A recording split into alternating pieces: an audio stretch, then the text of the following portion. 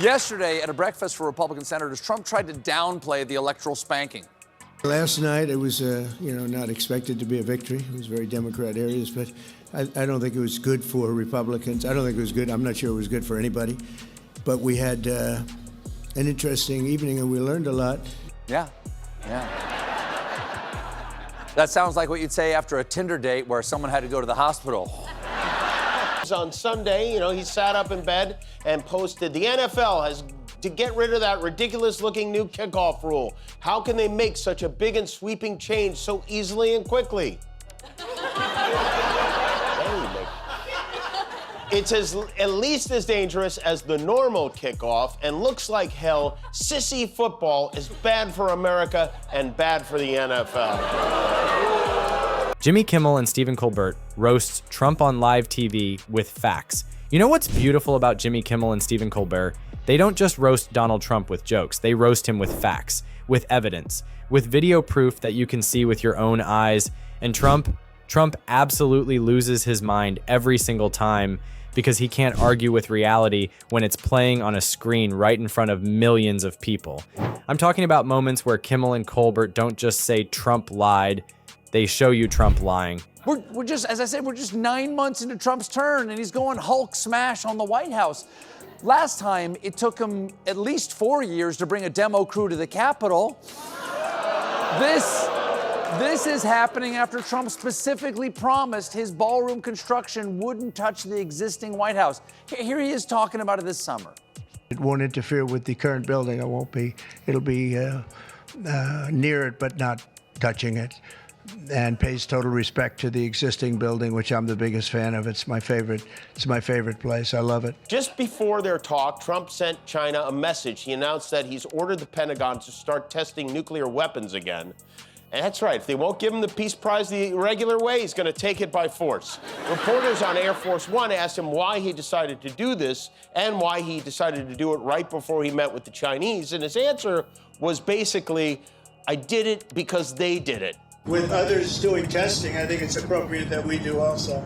Any details around the testing, sir? Like where, when? It'll be announced. We have test sites. It'll be announced. Well, I have a feeling those test sites are like Jeffrey Epstein's house, where he's hiding the file. They pull up the receipts, they circle the evidence on screen, they play the video side by side, and Trump has absolutely no defense except to rage post on Truth Social at 3 a.m. like the stable genius he is.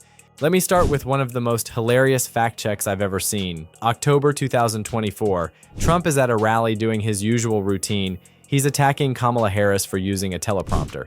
Then he brags, "Isn't it nice to have a president that doesn't need a teleprompter?" He's back after going door to door collecting treats in Asia. He gave us an update on his crucial diplomatic mission last night when he went online and posted South Carolina.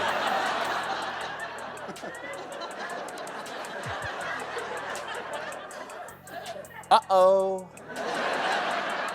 I spy a cognitive. Trump welcomes Viktor Orban to the White House while the country is falling apart. Yeah, that's where we're at. The airports are canceling flights because the government is shut down. People don't know if they can buy groceries next week. And the president is rolling out the red carpet for a guy who worships Putin and wants to keep buying Russian oil. You can't make this up. Viktor Orban flies in from Budapest, the world is burning, and Trump's like, hey man, grab a Diet Coke, let's talk about sanctions. The government is in the longest shutdown in U.S. history, and the guy responsible for it thinks hosting Hungary's mini dictator is top priority. Millions of federal workers aren't getting paid. SNAP recipients are checking their cards to see if food money is coming.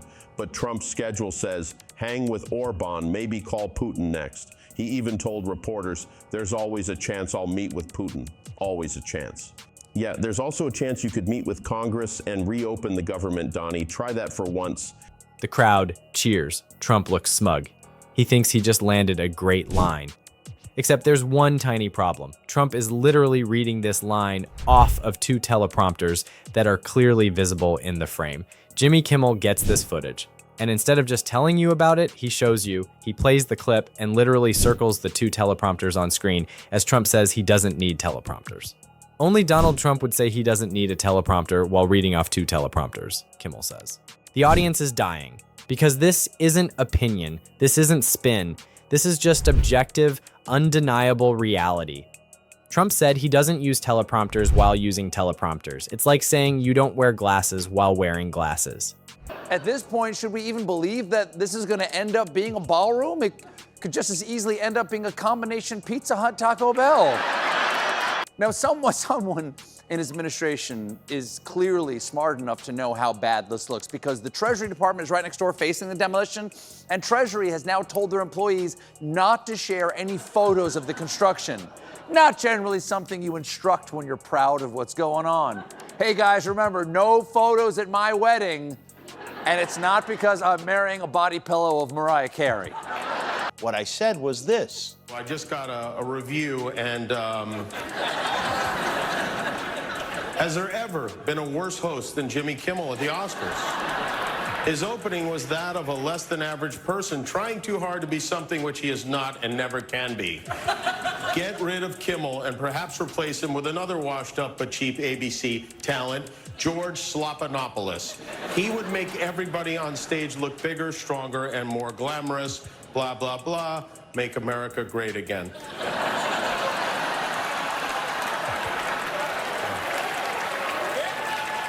Okay, now, see if you can guess which former president just posted that on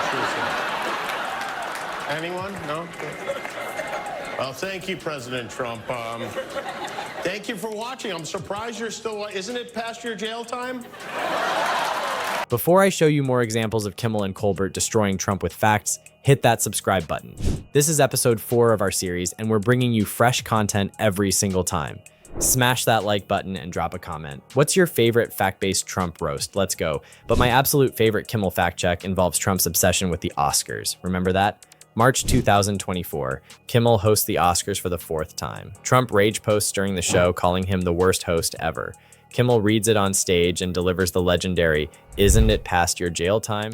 line. Considering the fact that I'm not a convicted felon friend of Jeffrey Epstein, and I've never paid off a star or sent a team of masked goons into a park to pull an old lady away from her grandchildren, I feel like my rating should be higher, maybe, than... At this point, finding a toenail in your salad has a 7-point lead over Donald Trump. And I hope he doesn't see this.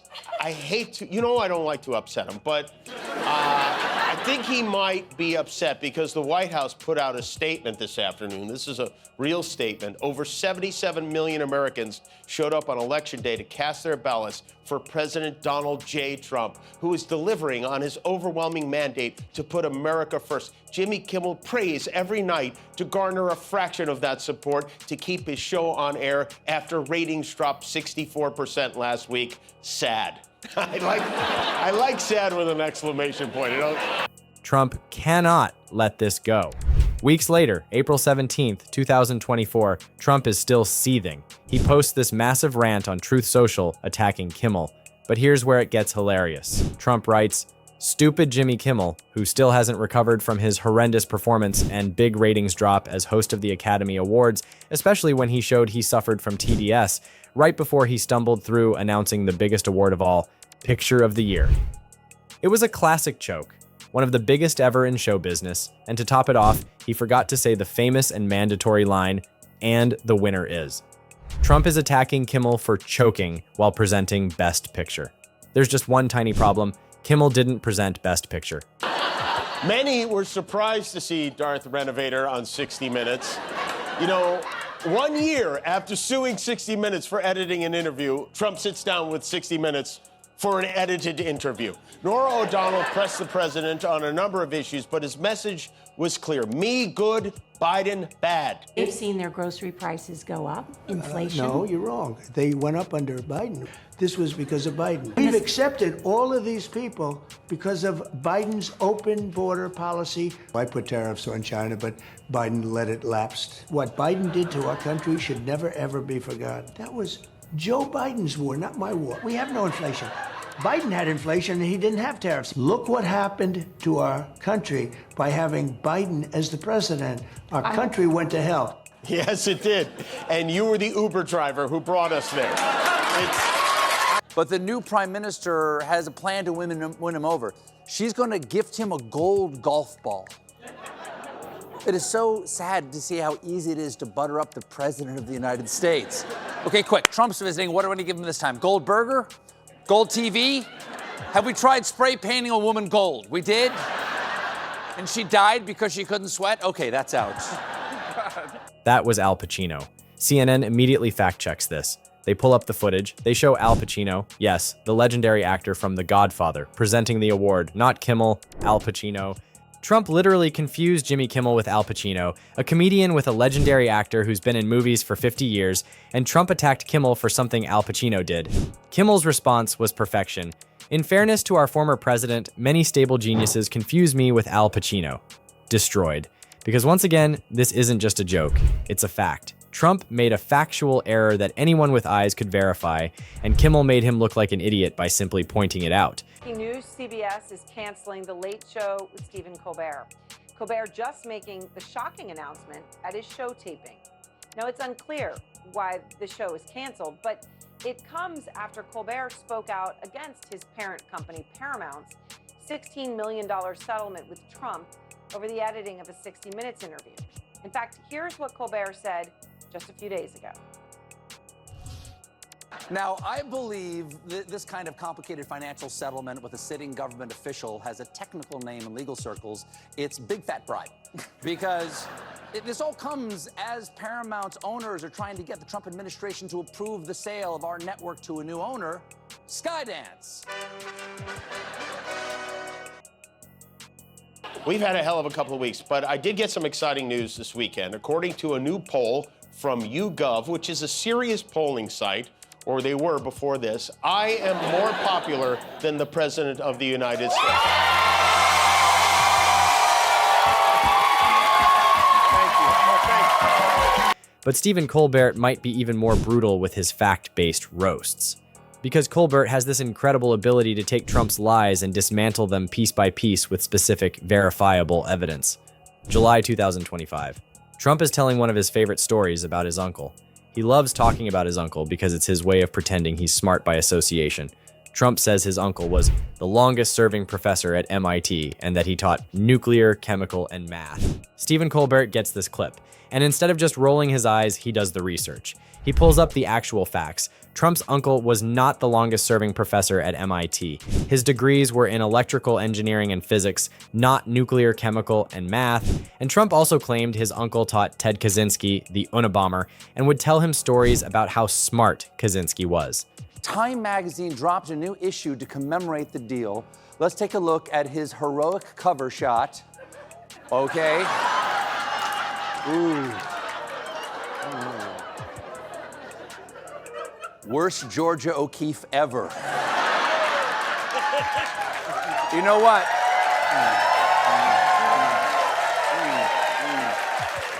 Stay Puft Marshmallow Ankles was back home at the White House tonight, handing out candy to children. One of the kids was dressed as, you can see him here on the right side, as a light-up marshmallow. And watch this, because this is something Trump has done in the past. Instead of putting candy in the bag, he puts it on the kid's head and then sends him off on his way. Other than that, things were a little bit different this year because of the construction that's going on at the White House. They had to improvise a bit. They had to move around, and, you know, they want to get that ballroom finished, so they just went right ahead with the demolition while the trick-or-treating was happening. The kids had fun, though. The Department of Agriculture was there, and kids love that. Colbert looks at the camera and says, none of that was true. None of it. Trump made up his uncle's credentials, made up what he taught, made up the story about the Unabomber, all to make himself sound smarter by pretending his uncle was some super genius. And Colbert caught him with facts, not opinions, not speculation, just verifiable information that proves Trump lied. But my favorite Colbert fact check involves Trump claiming CBS deleted his 2015 Late Show interview. May 2025. Trump posts on Truth Social, "You are not supposed to see this video. CBS deleted this entire episode from their official website. You will not find these segments on YouTube either."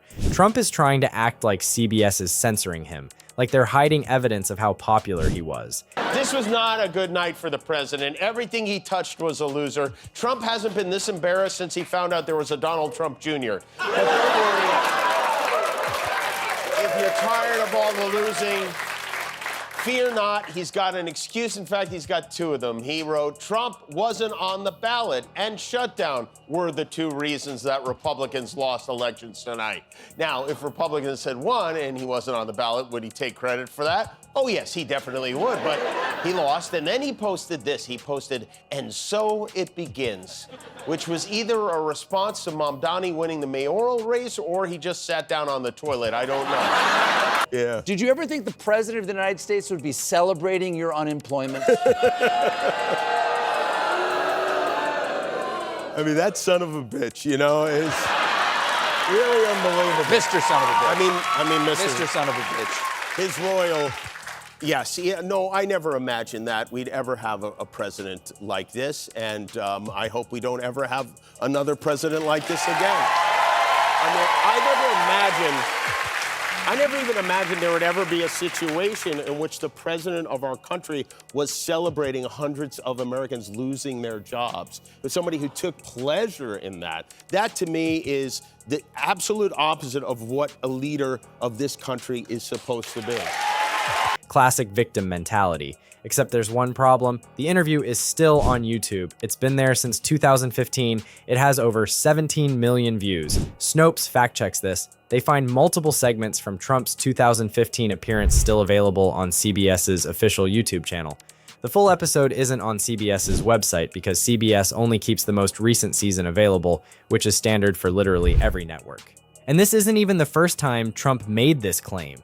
He posted the same lie back in 2018, and Colbert responded then by linking directly to the YouTube videos proving Trump wrong. So Trump got caught lying about the same thing twice, and both times, the evidence disproving him was available for anyone to see with a simple YouTube search. Yesterday, at the White House, Trump talked about his wrecking ballroom.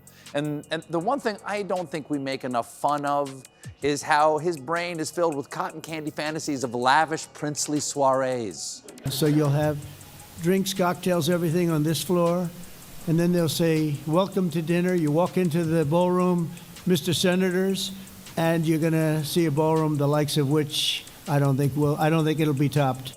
There'll be drinks, cocktails, like this, drinks and cocktails. According to one expert who was there, went very, very well. I thought it was a great meeting. I think it was a very friendly meeting. It was a good meeting for two very large, powerful countries. Overall, I guess on the scale of from 0 to 10, with 10 being the best, I would say the meeting was a 12. Wow, it's even higher than 10. That's good, right? Trump visited several countries in Asia, Malaysia, Japan, South Korea. He avoided Vietnam just for old time's sake. But the big event was his sit down with Xi. Colbert's response in 2018 was perfect.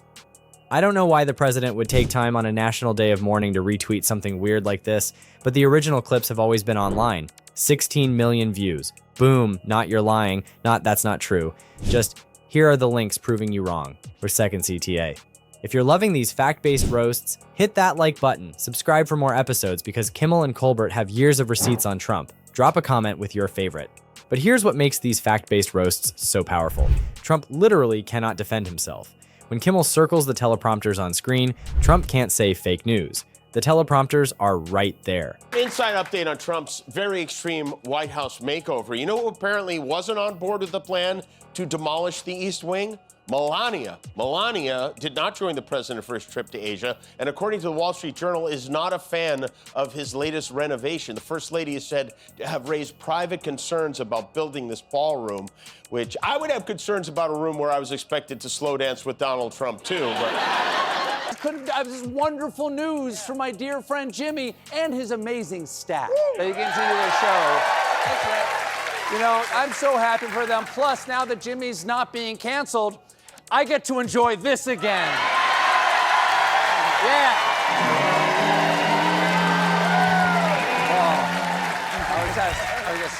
I discussed. Once more, I am the only martyr in late nights. Wait, unless CBS, you want to announce anything?